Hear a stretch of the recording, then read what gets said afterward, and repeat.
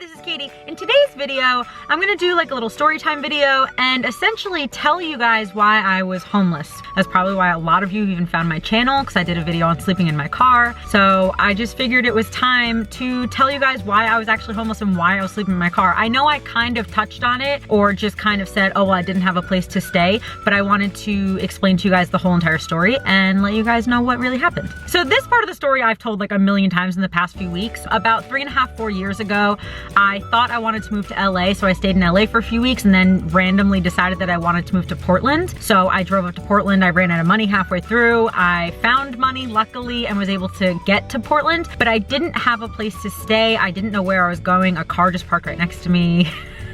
I didn't know where I was going. I didn't really know anything, but luckily, my like friend's friend lived in Portland and I stayed with him maybe the first night, I guess, or something. And I was looking for places to stay, but I didn't have any money and I didn't have a job. So while I was looking on Craigslist to see if there was any way that I could afford a place to live, even though I had no money. So I don't even know why I was looking on Craigslist, but while I was looking, I found a place with this woman, and I'm not gonna tell you her real name, but with this woman, and she was offering free room and board for, I don't even know how you'd explain it, but kind of like to take care of her. She had autism, she was very high functioning, but she needed help like cooking meals and going food shopping and help taking her medicine and things like that. And so she was offering free rent in exchange for somebody helping to take care of her. And so my brother has autism, as most of you guys probably know, and he's high functioning as well. So I messaged her and I told her about my brother and she wanted to meet. So this was like my first night there. And I was with my friend's friend, and he came with me and we met up with this woman and she was very, very nice. And so maybe, I think I had to stay at that guy's house for a night and then I was able to move into her place. So I stayed there for about 6 weeks and I care if I got a job when I was still living there or if I got a job afterwards. I think I got my first job in Portland while I was living with her, but I still was not making that much money. Like, it was part-time, and living with her, like, she was great and I really liked her, but living with her was a little like stressful for me, and I didn't know if I actually wanted to take on that role as like a living caretaker, especially like I was not actually that young. I was like 26, but I just felt like I wanted to live in Portland and like do my own thing, and living with this woman was a responsibility, and I guess I was just not up for the responsibility, which is immature of me and selfish of me, but that's just what it was. So I mentioned to her that I was thinking of moving out. Granted, I don't have any money and the job that I had paid very little and was part-time. So I told her I was thinking of moving out and she's like, okay, just let me know when you find a place. And then all of a sudden, a few days later, she decided that she didn't want me to stay there at all anymore because she kind of felt betrayed, which I completely understand. And so she told me that I had to leave. So I called up my friend's friend, who at that point was one of my friends, and he said that I could stay at his place for like a week or two until I could find a place. So I slept there for about a week and a half,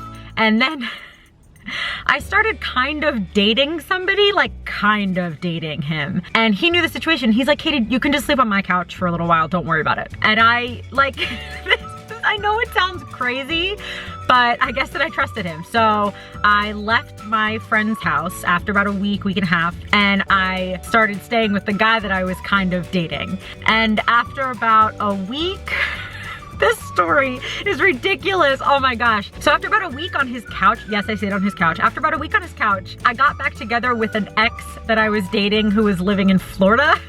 So like a long distance ex, not like an ex-ex, but like we just broke up a few weeks prior, started dating this random dude. But then my ex and I got back together, so I obviously had to move out of this guy's house.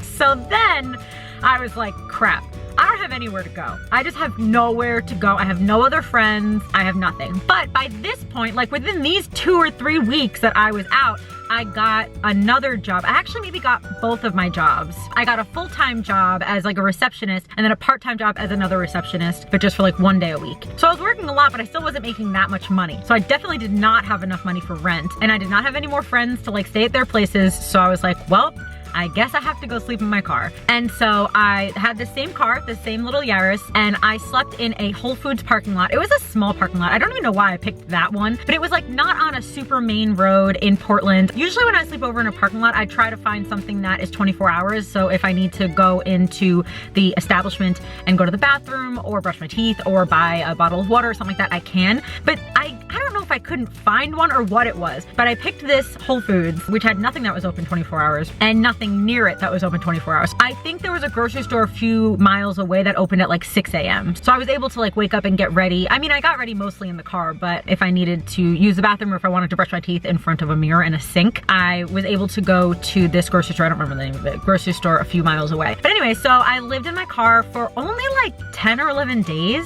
And one of my coworkers, I don't know, we were walking outside at the same time for some reason. Maybe it was our lunch break or just after work we were walking outside. And she was like, why do you have so much stuff in your car? And I was like, I can't remember if I told her or if she guessed, but I was like, yeah, I'm just kind of sleeping in my car right now. And she's like, no, you're not doing that. And so she had a guest room. So she let me stay with her and her fiance for a month until it got closer to their wedding date. And then after that month, luckily I had enough money saved and had enough money coming in that I was able to afford rent in a house in Southeast Portland near like Hawthorne, kind of like Hawthorne and like 43rd or something like around that area. Oh, and by the way, when I was living in my car, like I had no issues. I had no problems whatsoever. It was just fine. It was a little uncomfortable, but it was just totally fine. I didn't get like in trouble. I didn't get told that I had to leave. Nothing like that happened. So I was just fine. But I just wanted to tell you guys that story of what led me to living in my car and then how I got out of that situation. Because I feel like a lot of people think that it's either some big, drastic, scary, crazy thing that has to happen,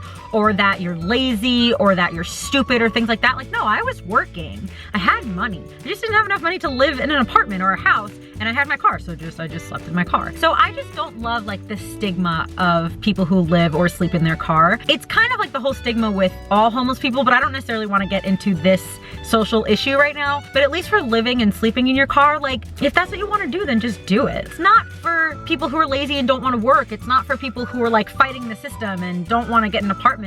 It's none of that. It's just sometimes that's just where your life leads you. Situations happen that you sometimes can't really control, or it's just the best option for you at that time. And that's kind of what it was for me. And that's okay. Like just because something is different than other people doesn't mean that it's wrong or bad. It's just different. And so I lived in my car for a little while and it was fine. And I've slept in my car about another 75 times or 100 times because a lot of the times that I've traveled, I didn't want to spend money on a hotel room. So I just slept in my car in a parking lot at a Pilot or something, and I was totally fine. And again, it doesn't mean that I'm doing something wrong. It just means that I don't want to spend 80 bucks to sleep somewhere for 7 hours. Like I'd rather spend 80 bucks on a lot of lipstick. I just don't want there to be that stigma against people who sleep in their car or who live in their car. Like some people do it to save money.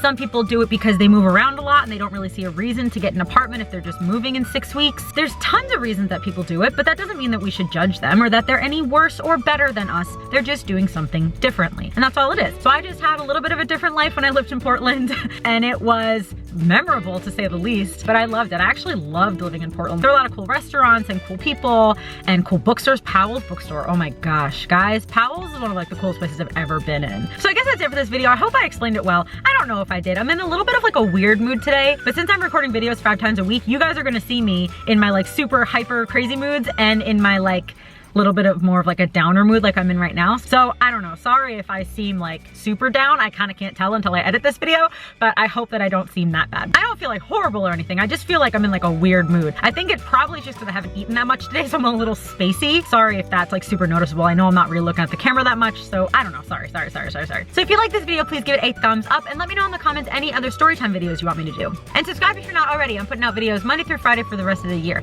And don't forget to click that little bell next to the subscribe button so you get emails every time I post a video, because I'm posting them Monday through Friday, but at all different times of the day. So if you click that little bell, you'll get an email telling you what time I post. All right, and I guess that's it. I love you, Jesus loves you, and I'll talk to you later. Bye.